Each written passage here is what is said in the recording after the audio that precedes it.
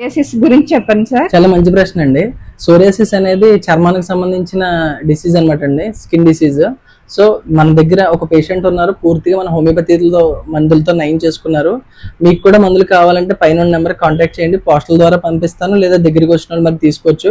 ఒకసారి కేసు చూద్దాం. నేను గత సంవత్సరం నుండి చర్మ వ్యాధితో బాధపడుతున్నాను. ఎన్నో చోట్ల ఇంగ్లీష్ మందులు,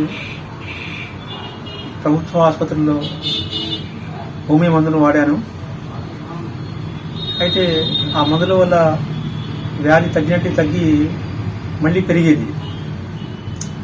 అయితే చివరికి రామచంద్రపురంలోని సిద్ధివినాయక హోమియో ఆసుపత్రిలో డాక్టర్ లోకనాథం గారిని కలవడం జరిగింది. 3 పూటలకు మందు రాశారు. ఓ 6 నెలల తర్వాత వ్యాధి తగ్గుతూ సంవత్సరానికి పూర్తిగా తగ్గిపోవడం జరిగింది. అయితే డాక్టర్ గారు ఈ చర్మ వ్యాధిని సోరియాసిస్గా డయాగ్నోస్ చేశారు.